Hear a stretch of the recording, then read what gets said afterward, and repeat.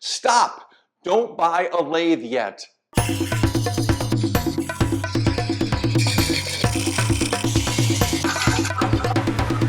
Vibration, outgrowing swing size, not enough torque, belt changes, regrets.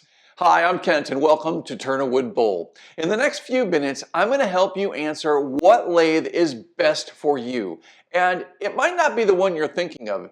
It doesn't have to be the most expensive or the biggest lathe necessarily, but you need to answer some very important questions before you purchase a lathe. And I'm going to help you with these questions. You might want to go grab a piece of paper and a pencil and come back here because the answers to these questions are going to be really important. They're going to point you in the right direction for the lathe that fits you best. All right, so our first question is, what is it you want to do with your lathe? Do you want to turn pins and spindles and do a whole variety of different things? Do you want to turn small bowls? Do you want to turn big bowls? Do you have big projects in mind? The largest size project that you have in mind that you want to do with your lathe is going to determine how big the lathe is that you buy. It's pretty simple. That one's a pretty easy question. Although, if you haven't turned yet, it might be tricky for you to understand that. And if you haven't turned, I strongly suggest that you go out and practice somewhere. Find somebody that has a lathe, find a club, find a woodworking shop that perhaps has wood turning classes or workshops on the weekend, and go turn a little bit. You really need to know what you want to do or have a feel for it before you purchase a lathe. Just purchasing a lathe cold is going to be pretty tricky, but it's really important to know exactly what you want to do with your lathe. If you want to do a whole variety of things, that's fine. If you want to hone into bowls like I do, that's also fine, but you need to answer that question before you go any farther. The next question is, how big do you want your turnings to be? If you want to turn bowls that are relatively small, like this one or even this one, you don't need a huge lathe. And you can get away with several different, very high quality, medium-sized lathes. Now, if you want to turn something larger like this, or even like this, you're going to need a much larger swing. Now, what exactly is the swing? Well, let's take a look at my lathe. My lathe has a 8-inch distance between the bed, or the rails of the lathe and the headstock. That means that I can put a piece on here that is 16 inches, or that's considered a 16-inch swing. Now, that sounds great, and it sounds like you can make a 16-inch bowl, but in reality, you're going to probably not be able to make exactly a 16-inch bowl because you would have to have a perfectly cylindrical 16-inch bowl blank, and that's pretty rare. You're usually going to have some space around there that needs to get turned away, so you're probably going to make something that's more in the 15 and a half inch bowl size. So that's something to keep in mind, is it's really hard to turn a bowl all the way out to the full swing size. If you want to do something really large, like this particular bowl, you're going to need some type of special feature on the lathe. In my case, I have the rails up against the headstock are removable. So my swing actually changes from a 16-inch swing all the way to a 32-inch swing. Now, do I use this feature all the time?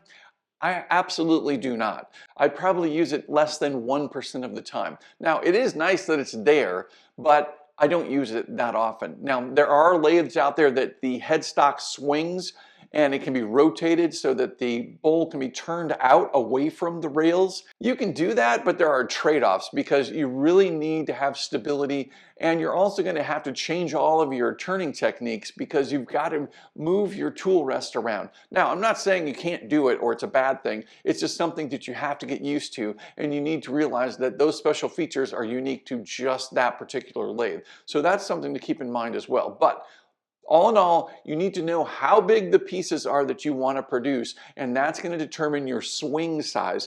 And you want to get the swing size that's going to fit the largest pieces that you plan to do.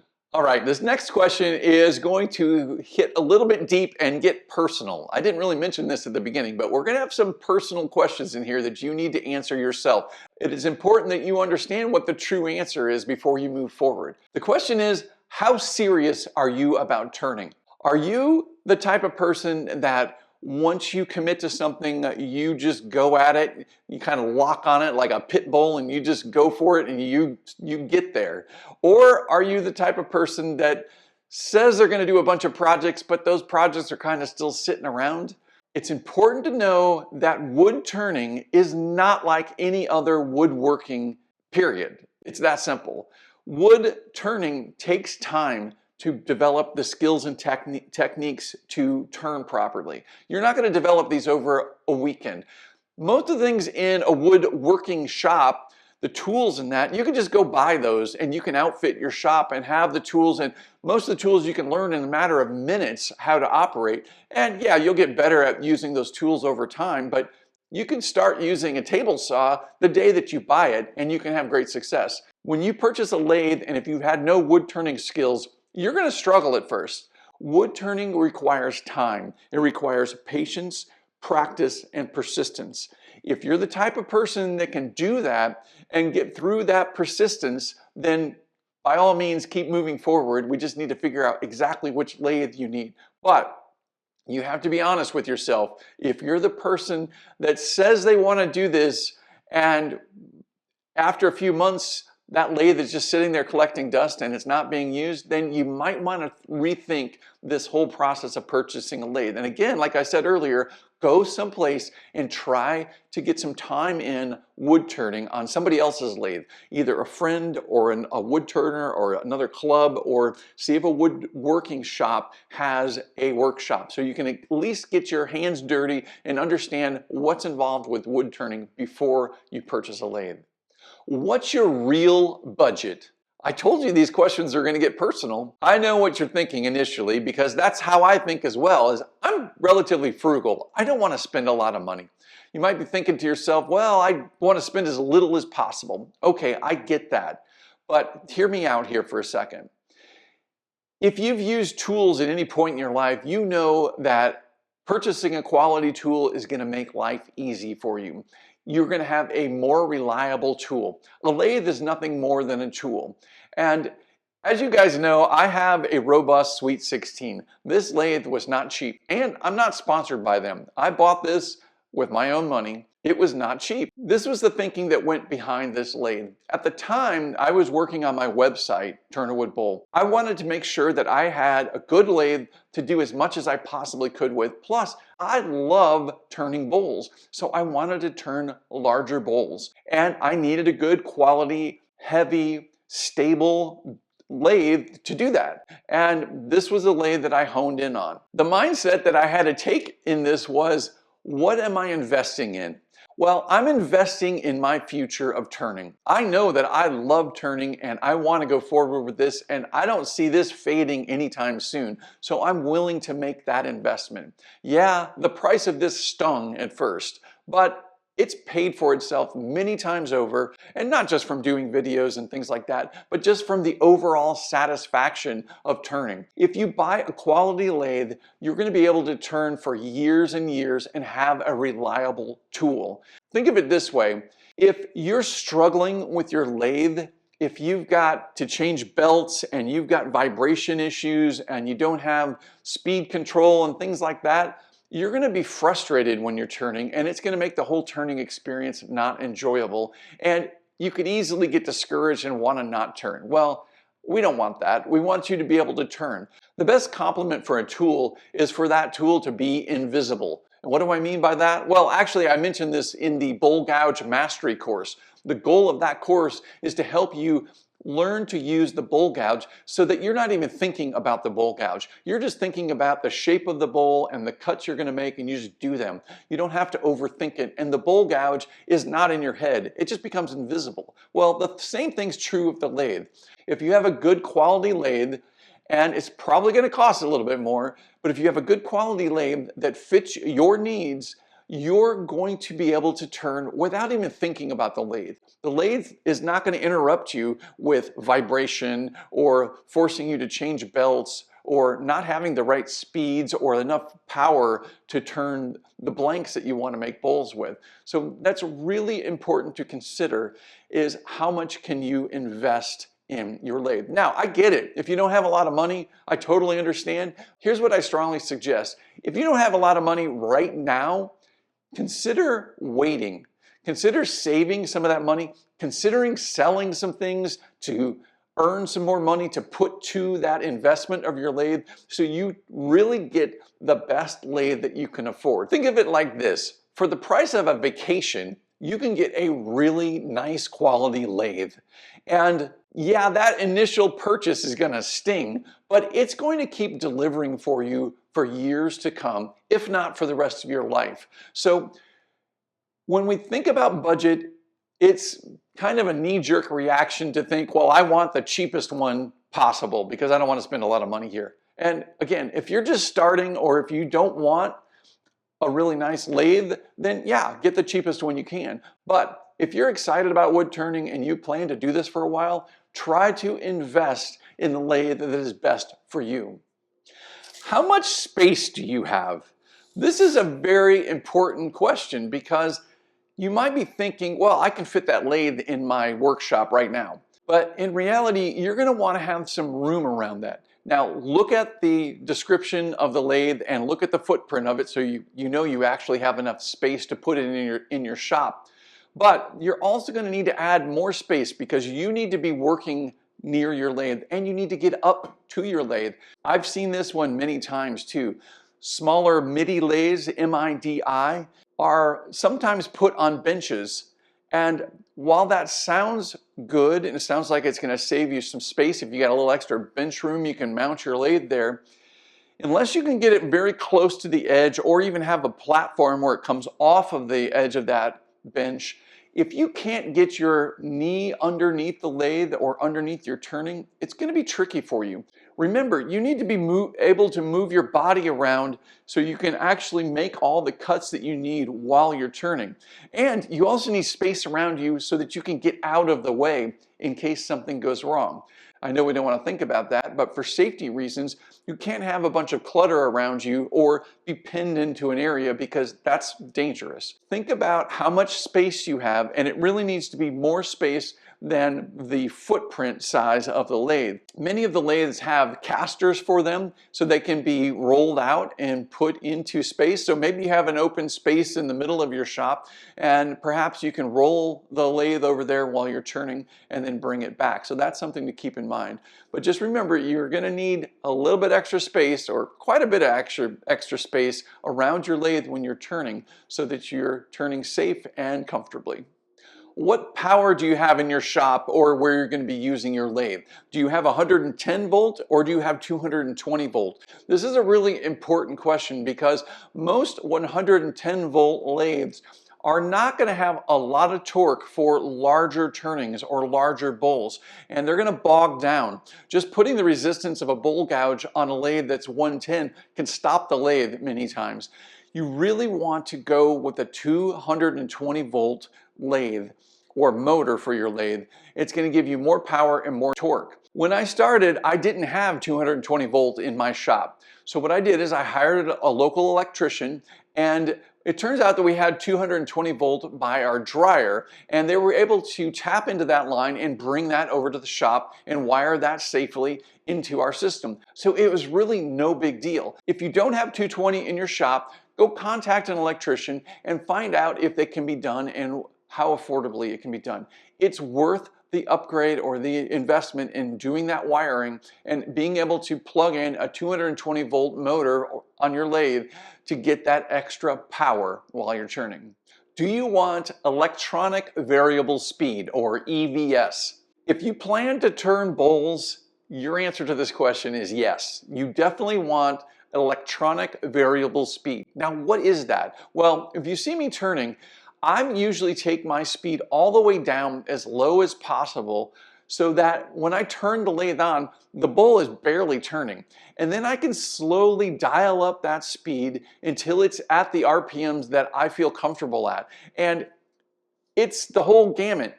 It's wherever that bowl is comfortable at that moment.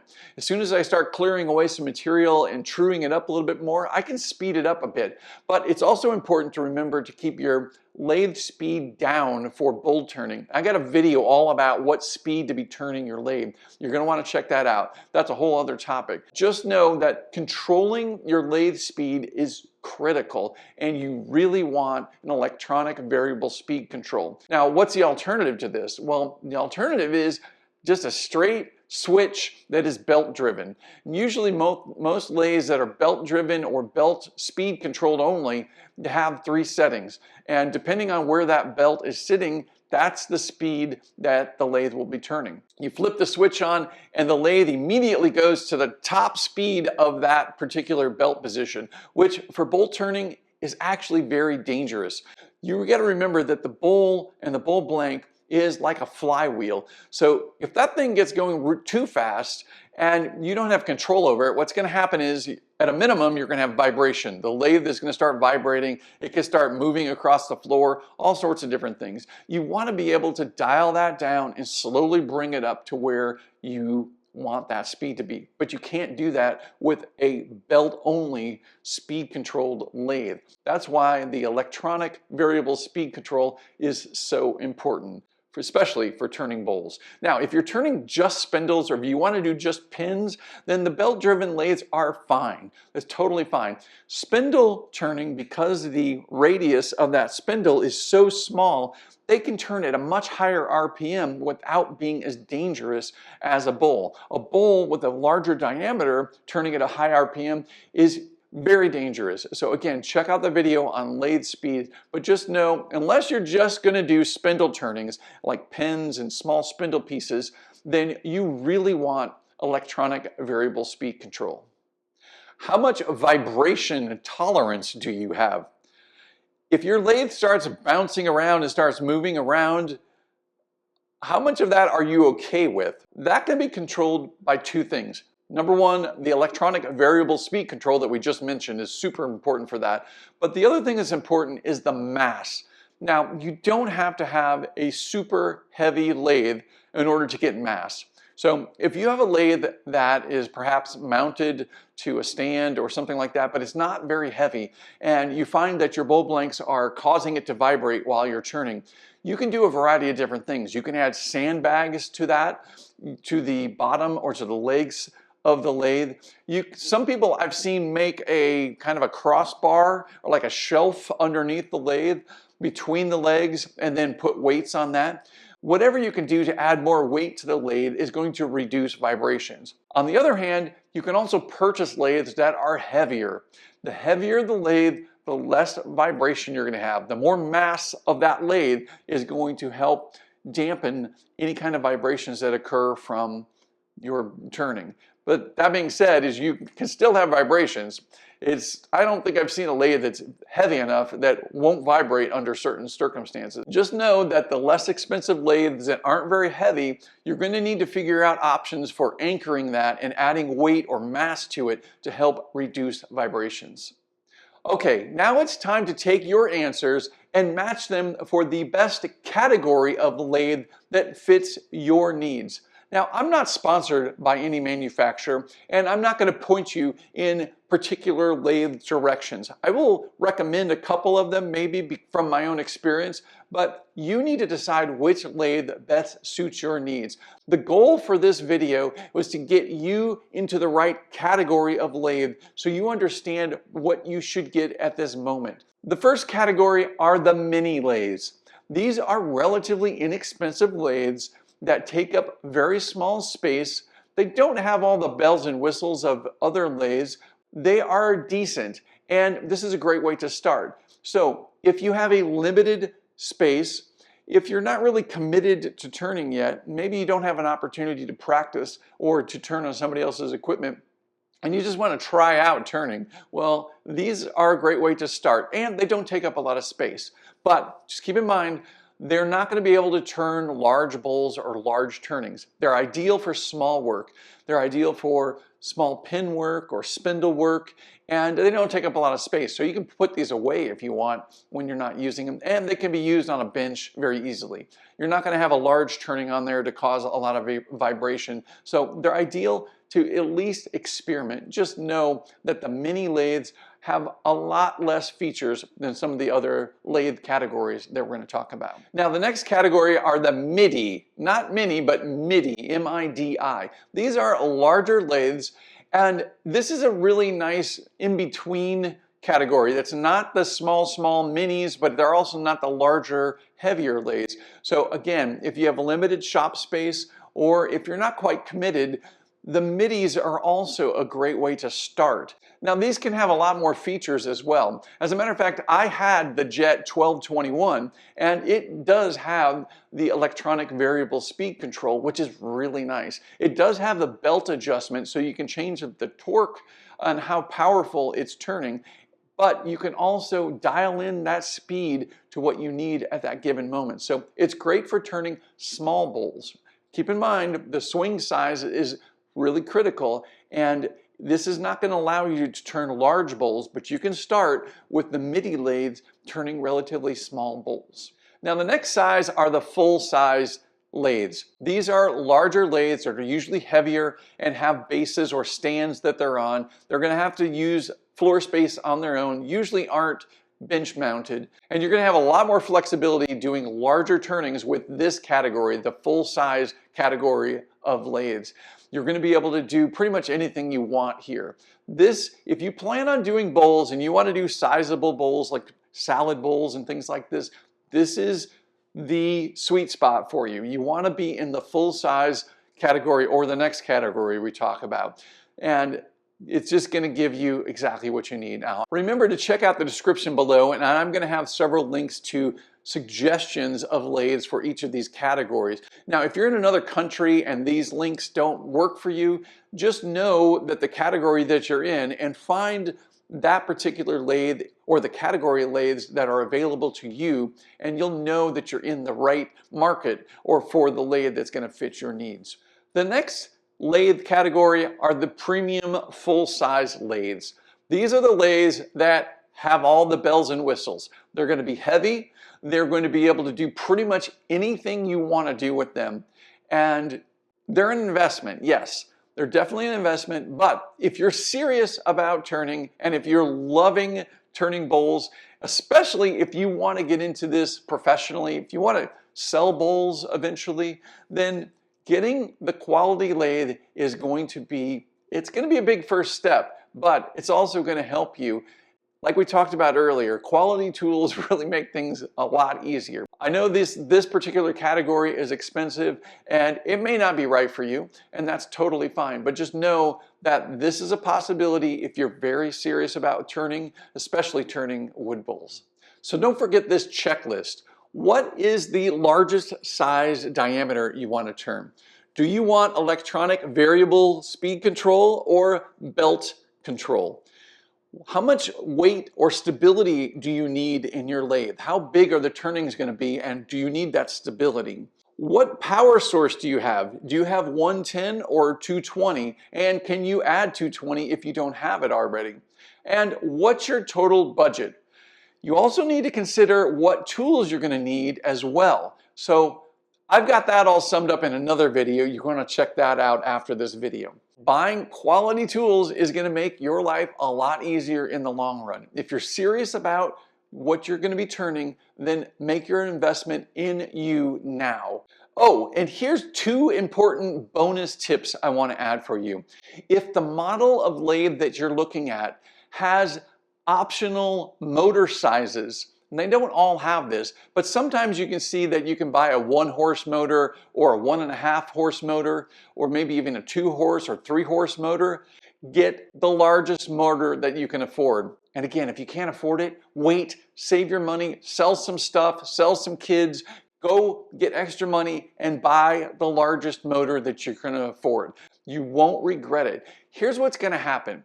If you're using 110 volt and you have a low powered motor and you put the biggest bowl blank on there, just bringing the bowl gouge up to the lathe and that resistance that is caused when you start cutting with the gouge is enough sometimes to trip the breaker or cause the lathe to bog down and stop. You don't want that. Again, you want the tool, the lathe, to be invisible. You don't want to even be thinking about it. You're going to be focusing on learning your bowl gouge techniques, and you want to be able to bring that bowl gouge up there and just start cutting. If the lathe is struggling and bogging down, you're not going to have fun. Try to get to 220 volts, which we mentioned before, and get the largest motor that you can afford. The second thing that I want to mention to you is many of these lathes have really cool features that are bonus features. And you might be thinking, well, I'm going to get that lathe just for that feature. Really think through how you're turning or what you plan to turn. You might not be using those special features that often. Like I mentioned before, my lathe has this section of the bed that can be removed so you can turn really big turnings. I probably only use that about 1% of the time, less than that even. And it's really nice to use when I use it, but I'm not buying it just for that one feature. So don't hone in on one feature and think, I got to get this lathe because of that really cool readout or this one feature here or whatever. You don't necessarily need all of those special features. So don't let the special features sway your opinion. Try to find the model that answers all of the questions that we talked about the best for you first. So I've posed a lot of questions, and hopefully this has helped enlighten you into what you need to know before you purchase your lathe. Before you make a mistake, I don't want you to make a mistake and just go get the first lathe that's out there that doesn't really meet your needs. And I want to help you avoid that mistake. And that's the purpose of this video, and that's why I put all those questions together for you. Hopefully this helps answer what lathe is best for you.